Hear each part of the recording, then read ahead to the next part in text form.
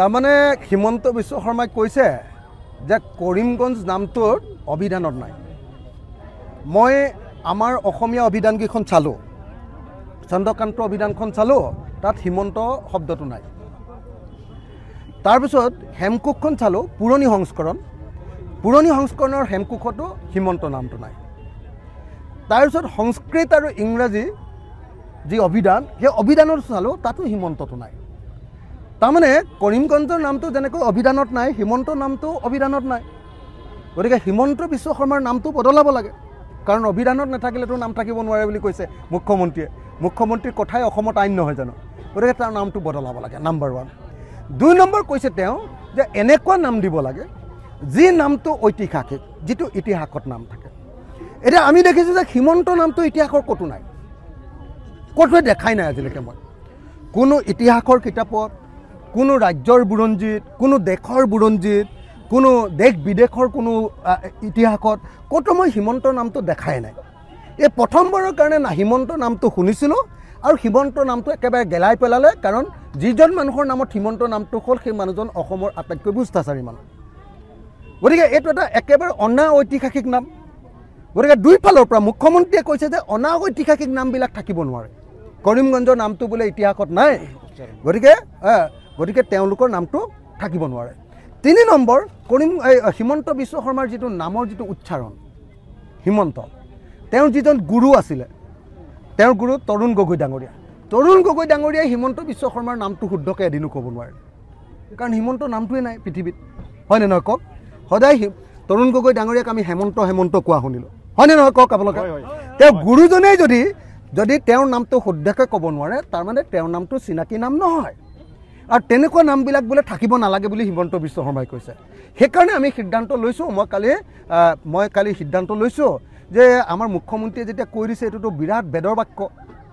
তেওঁতো কৈ দিছে যে ইতিহাসত নাম নথকা নামবিলাক থাকিব নোৱাৰিব, যিবিলাক নাম অভিধানত নাথাকে সেইবিলাক নাম থাকিব নোৱাৰিব, যিবিলাক উচ্চাৰণ কৰিবলৈ টান সেইবিলাকো থাকিব নোৱাৰিব।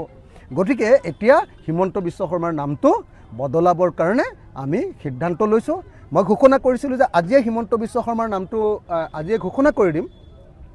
মই ৰেডিও হৈ গৈছোঁ, চাৰিওফালৰ পৰা ৰাইজে মোক হিমন্ত বিশ্ব শৰ্মাৰ বহুত নাম পৰামৰ্শ দিছে, আৰু মোৰ নিজৰ ভিতৰৰ পৰা এটা নাম একদম খাটাং কৰিছোঁ যে হিমন্ত বিশ্ব শৰ্মাৰ নামটো মোৰ নিজৰ ভিতৰৰ পৰা মানুহজনক চাই বিধানসভাত আৰু টিভিত চাই হিমন্ত বিশ্ব শৰ্মাৰ যিটো কেৰেক্টাৰ, তাত অৰ্থ থকা এটা নাম আৰু ইতিহাসত নাম থকা এটা নাম, এটা মহাকাব্যিক নাম এটা হিমন্ত বিশ্ব শৰ্মাৰ কাৰণে চাইছোঁ। এতিয়া মই খালি এটাই বেয়া পাইছোঁ কি, মানে মই ভাবোঁ যে কোনো ভাল মানুহে মানে নাম সলনি কৰাৰ পলিটিক্সত নোসোমায়, আৰু ইতিহাস সলনি কোনেও ভাল মানুহে কৰিব নোখোজে। হিটলাৰবিলাকে আৰু এই দিল্লীৰ যে শাসক আছিলে, কি নাম আছিলে আমাৰ, যিজনে যে উল্টা পুল্টা কৰিছিলে পৃথিৱীখনত, মহম্মদ বিন তুগলকে এনেকুৱা কামবিলাক কৰে। মই মহম্মদ বিন তুগলক নহয়, হিমন্ত বিশ্ব শৰ্মা মহম্মদ বিন তুগলক, গতিকে তেওঁ এইবিলাক কাম কৰি আছে। হিমন্ত বিশ্ব শৰ্মাই কৈছিলে যে অসমৰ নাম ভাৰতৰ মানচিত্ৰত 1 নম্বৰলৈ আনিব। হিমন্ত বিশ্ব শৰ্মাই কৰিমগঞ্জত কৈছিলে যে কৰিমগঞ্জ জিলাখনৰ নাম অসমত 1 নম্বৰলৈ আনিব, অসমৰ মানচিত্ৰত উন্নয়নৰ জৰিয়তে 1 নম্বৰলৈ আনিব।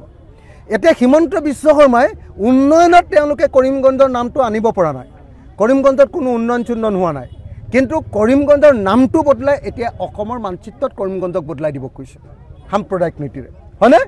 তো এতিয়া মই হিমন্ত বিশ্ব শৰ্মাই কৰা কামটো কৰিম নে নকৰিম এই কথাটো ভাবি আছোঁ। নামটো ঠিক হৈ গ'ল দেই, মোৰ মনৰ ভিতৰত নামটো ঠিক হৈ গ'ল। আজিয়ে কৰিম বুলি ভাবি আছিলোঁ, কিন্তু মোক ঘৰৰ পৰা কৈ আছে, মোক পাৰ্টিৰ মানুহবিলাকে কৈ আছে যে হিমন্ত বিশ্ব শৰ্মাই এইটো বেয়া কাম কৰিছে, নাম বদলাই, আপুনিও আকৌ নাম বদলাই বেয়া কাম, এনেকৈ বুলি কৈ আছে।